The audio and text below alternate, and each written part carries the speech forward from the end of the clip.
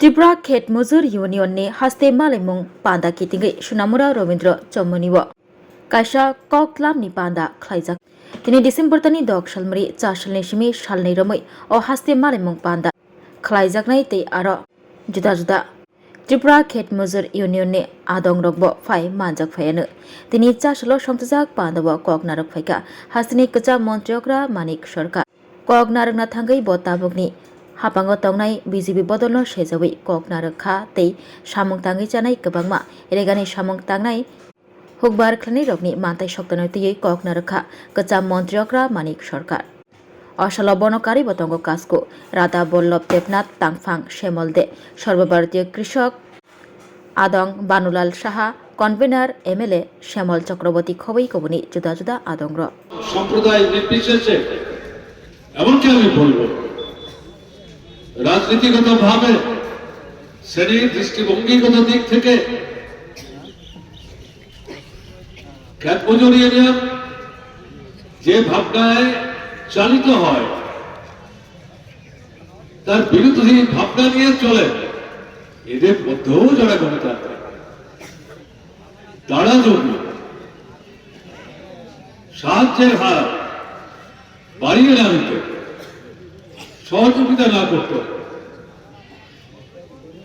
তিনটা সম্মেলন সোনামুড়ার মধ্যে সংগঠিত করা সম্ভব হতো এবং বিশেষ করে বর্তমানে আমাদের রাজ্যে যে ফ্যাসিবাদী সন্ত্রাস চলছে গত প্রায় 8 বছর যাবৎ তার মধ্যে গণতান্ত্রিক কর্মকাণ্ড সংগঠিত করা খুব কঠিন এরকম জায়গায় প্রায় 400 প্রতিনিধিকে একসাথে নিয়ে দুদিন যাবৎ এই যে সম্মেলন তার সমস্ত ব্যবস্থা করার জন্য অর্থ কড়ি বিভিন্ন বস্তু ইত্যাদি সাহায্য হিসাবে হাতবাড়ির উদ্যোক্তা যারা তাদেরকে সাহায্য করার চেষ্টা করেছেন তার জন্য সোনামুড়ার সমস্ত অংশের গণতান্ত্রিক মানুষকে আমি আন্তরিকভাবে অভিনন্দন করি। আরো বেশি সন্ত্রাস সিদ্ধার্থ শঙ্কর রায়ের নেতৃত্বে তিনি ছিলেন ইন্দিরা গান্ধীর অন্যতম পরামর্শদাতা তাকে উৎখাত করে সেখানে মানুষ কিন্তু শ্রমিক কৃষকের ঐক্যের ভিত্তিতে বিকল্প সরকার যা গোটা ভারতবর্ষের সামনে ভিন্ন পথের দিশা দিয়েছে বামফ্রন্ট সরকার জ্যোতি বসুর নেতৃত্বে ত্রিপুরায় 6 মাস আগের লোকসভা নির্বাচন যেই ভদ্রলোকের জামানত বাজেয়াপ্ত হয়ে যাচ্ছিল নিবেন চক্রবর্তীর কথা বলছে 6 মাসের ব্যবধানে রাষ্ট্রপতির শাসনে মাঝের কথা আমি নাই বা বললাম সময় বাঁচাবার জন্য যে ভোট হলো সেই ভোটে কংগ্রেস পরাস্ত হবে এবং প্রথম পরাজয়ের বার্তা এই সোনামুড়া থেকেই যায় আগরতলা বক্সনগর মাস্টারদা কে চিনত তাকে তিনি কংগ্রেসের ত্রিপুরা রাজ্যের প্রথম সারির অন্যতম নেতা বিশেষ করে মুসলিম অংশের জনগণের মধ্যে একাধিকবার মন্ত্রী হয়েছেন তাকে পরাস্ত করেছেন এই বার্তা যখন আগরতলা উমাকান্ত স্কুলের গণনা কেন্দ্রে গেল তখন বুঝতে অসুবিধা হয়নি এই নতুন হাওয়া বইছে সরকার তৈরি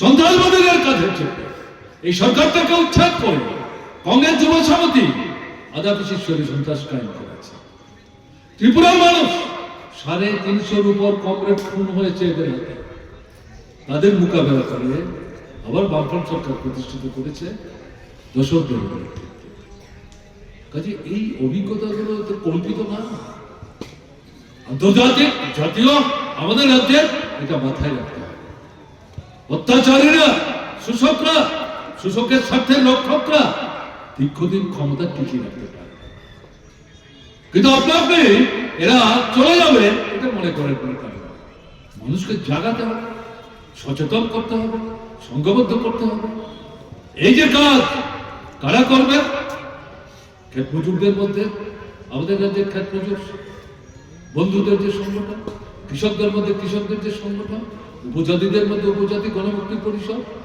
মায়েদের মধ্যে নারীদের সংগঠন, ছাত্রদের মধ্যে ছাত্রদের সংগঠন এসএফআই, যুবকদের মধ্যে যুবক, তফসিলিদের মধ্যে তফসিলি সমন্বয়, এই যে সংগঠনগুলো অগ্রসরমান অংশ, তাদের থেকে বাছাই করে নিয়ে নেতৃত্ব, তারাই জনগণের মধ্যে যাবে, বোঝাবে। যারা সংগঠিত হয়েছে তাদের নিয়ে রাস্তায় নামবেন, যারা অসংগঠিত দূরে দাঁড়িয়ে দেখবার চেষ্টা করে তাদের সঙ্গে কথা বলতে হবে, ঘরে ঘরে যেতে হবে, বুঝাতে হবে, আস্তে আস্তে জয় করতে হবে, সঙ্গে আনতে হবে, সম্মিলিত হবে। এই ফেসিবাদী যে শক্তিটা সবকিছু তছনছ করে দেওয়ার চেষ্টা করছে, এটা দুর্নীতির রাজত্ব কায়েম করেছে ত্রিপুরা।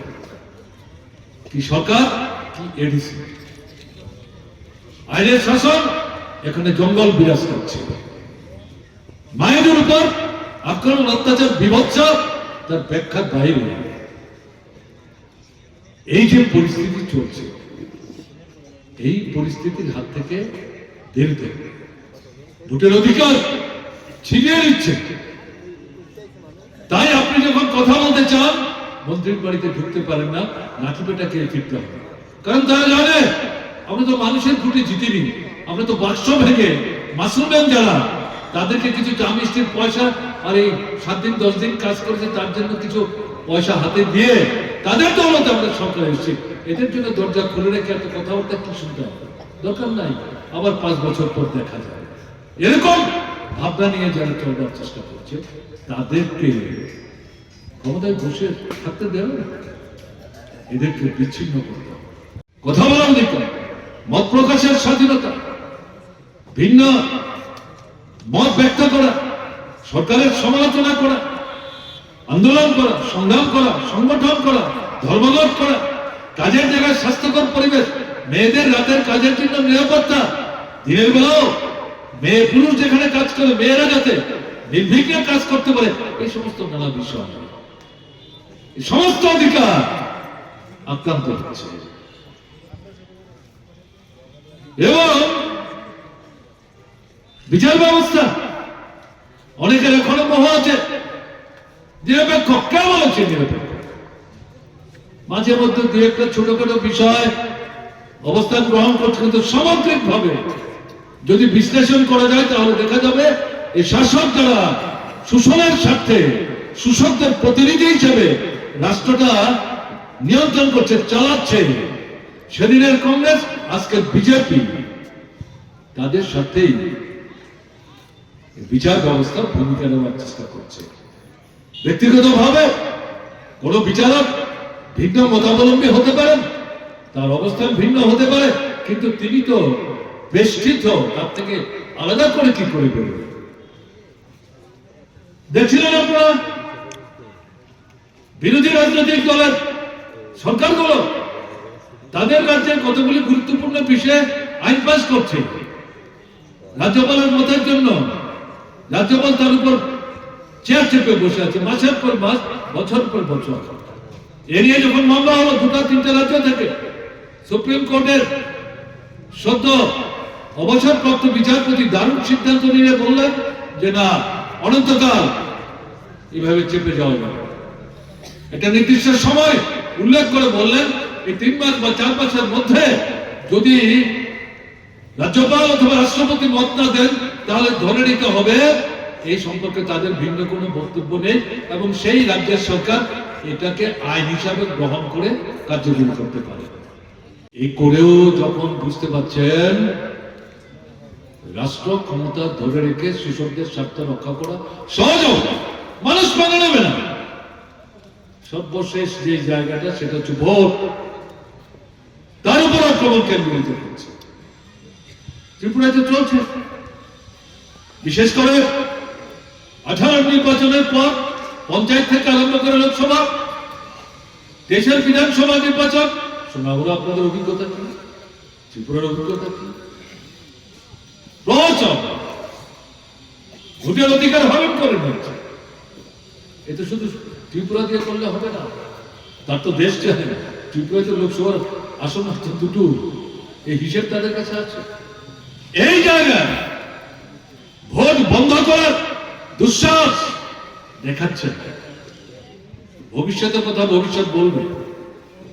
আজকের পরিস্থিতিতে দাঁড়িয়ে আরএসএস বিজেপি ভোট বন্ধ করে দেওয়ার দুঃসাহস দেখাচ্ছে না। ভোট করতে হবে, তাহলে জিততে হবে। জিততে গেলে পর ওটার তালিকার উপর ভিত্তি করে ভোট হবে। সেই তালিকা ইলেকশন কমিশন পছন্দের লোকদের বসিয়ে তাদের পরীক্ষা নির্দেশে তাদের সুবিধা হয় সেভাবে ভোটার তালিকা তৈরি করছে। বিহারে তার নির্বাচন হয়ে গেছে।